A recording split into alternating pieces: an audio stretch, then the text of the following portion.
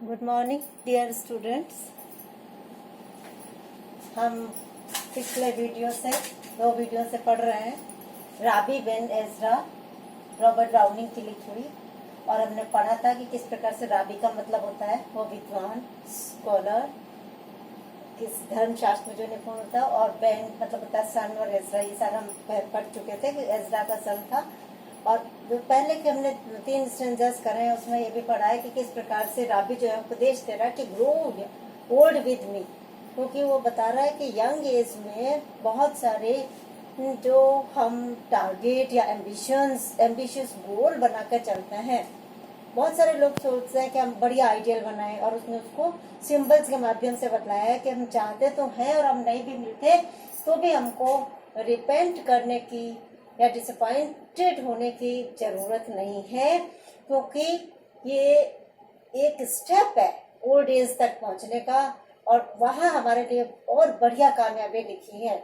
और इसीलिए इसी को बहुत लंबे से उपदेश देते हुए वो बता रहा है कि यंग एज में अगर हमने कोई टारगेट किए और उसमें हमें असफलता मिली है तो भी उसमें हमने अपने को दुखी होने की जरूरत नहीं। अब यहाँ जो है, अब इन कुछ स्टेंजास में कवि पोएट जो है वो बता रहा है कि कम से कम ह्यूमन बीइंग्स हैं हम, तभी तो हम एम्बिशियस गोल बनाते हैं, तभी तो हम कुछ अलग करने की सोचते हैं, क्योंकि यहाँ इन स्टेंजास में वो ह्यूमन बीइंग्स का कंपैरिजन कर रहा है एनिमल से, बर्ड से, जो उसकी दृष्टि में he thinks that these creatures concentrate only about their physical requirements, कि वो केवल अपनी भौतिक आवश्यकताओं को ही ध्यान में रखते हैं और पेट भरने का है जितनी ही उनकी टेंशन होती है। तो कह रहे हैं कि कम से कम हम चिंता करते हैं दूसरी चीजों में, हम अपने लक्ष्य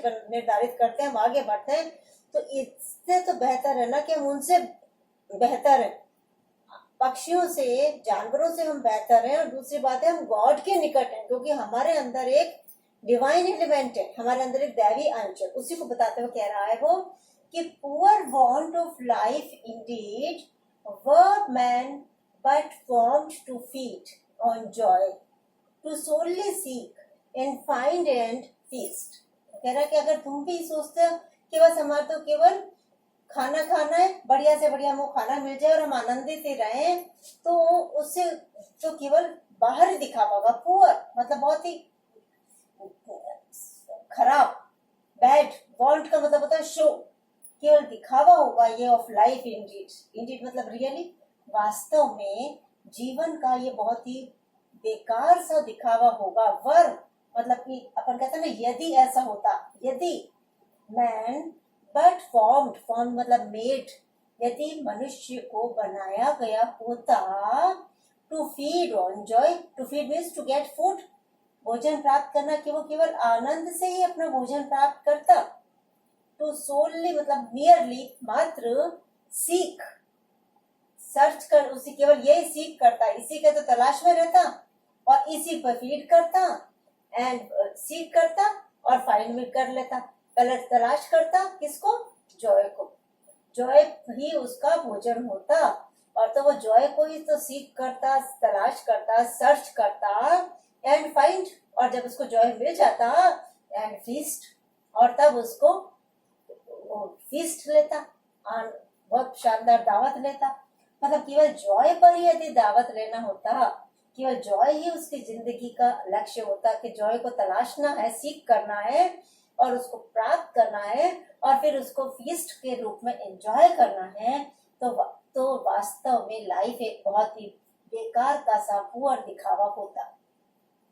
और इस प्रकार की सच फीस्टिंग एंडेड, और फिर क्या होता है, एक मनुष्य जो है वो जो एक फिजिकल क्रीचर है वो फीस्ट करते करते करते उसके जीवन व्यतीत हो जाता। और जब सच फीस्टिंग एंडेड, और जब ये फीस्टिंग, जब ये दावत, जब ये बहुत शानदार भोजन एंड हो जाता, देन तब as sure an end to man, क्योंकि ये तो एक श्योर ही है, ये सर्टन ही है कि इस फीस्टिंग के साथ ही उस मैन का भी अंत हो जाता। तो फिर कहता कि उस प्रकार के जीवन में क्या अलग होता, क्या लक्ष्य होता, क्या ऊंचाइयों पर पहुंचना होता, ये तो केवल एक पशुओं और पक्षियों के सदृश लाइफ हो जाती है। It was only a kind of life of birds and animals. इसीलिए लास्ट इस स्टेंजा की लास्ट लाइन में वो एक क्वेश्चन पूछ रहा है कि एक स्केयर द क्रॉपफुल बर्ड, क्वेश्चन मार के देखो। कह रहा है कि क्या ईक्स मतलब कि इरिटेट्स, ट्रबल्स, केयर, परेशानियां, problems the crop full bird, मतलब बर्ड जिसका कि क्रॉप जो स्टोमक है इट इज फुल। बर्ड का काम क्या होता है? दाना चुगना, उड़ना, दाना चुगना।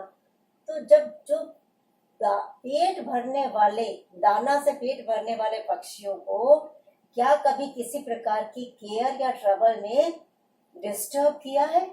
एक क्या परेशान किया है? क्या आपने कभी दाना से अपना पेट भरने वाले पक्षियों को किसी अन्य केयर के बारे में, किसी अन्य ट्रबल के से डिस्टर्ब होते हुए देखा है?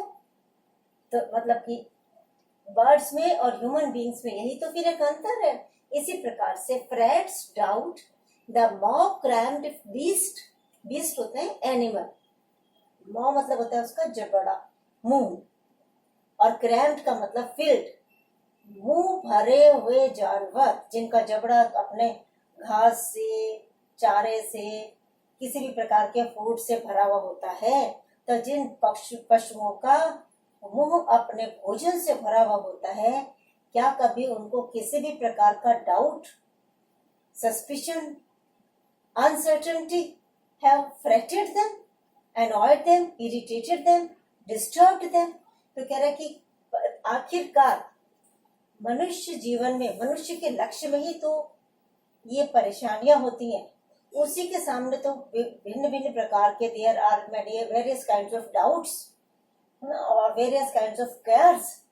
तो बी हैप्पी टू थिंक, यह सोच करके आप खुश हो जाओ कि कम से कम we are superior to birds and beast, कि हम बर्ड एंड बीस्ट से सुपीरियर हैं।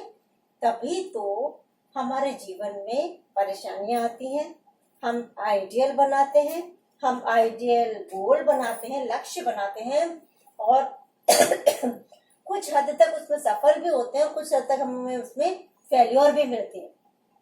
लेकिन उनसे हमको डिसअपॉइंटेड नहीं होना है, ये सोच करके कि हम मनुष्य हैं, we are human beings, that is why we are getting troubled by high stars. जैसे कि उसने कहा था कि there are various kinds of flowers, कि which roses are to be selected and which lilies are to be rejected, कि कौन से बढ़िया हैं। और इसी प्रकार से हम दूसरे स्टार्स को अपना आइडियल्स बनाने चाहते हैं, और हम सोचते हैं कि जुपिटर और मार्स ये जो कॉमन स्टार्स हैं उनसे भी हम कहीं अलग हट करके ऊंचे आदर्श बनाते हैं। बना तो पहले तो हमको वो बनाने में ही डाउट होता है, उसमें ही प्रॉब्लम होती है, और उसके बाद जब हम फॉलो करते हैं तो उसमें भी हमको बहुत सारी अनसर्टेनिटीज मिल जाती हैं। तो इसलिए वो कह रहा है कि इसलिए don't be disappointed, this is only the step to take you towards old age, where you will get more and more knowledge, more and more achievements. और इस प्रकार से तुम्हारी विजडम में, तुम्हारी कैपेबिलिटीज में और तुम्हारे मेच्योरिटी में, सब चीजों में तुम फॉरवर्ड हो जाओगे, आगे बढ़ोगे। इसलिए यूथ को अलग मत समझो, यूथ को एक स्टेप समझो जो कि आपको परफेक्शन की ओर ले जा रहा है। अब नेक्स्ट स्टेंजा हम देखते हैं।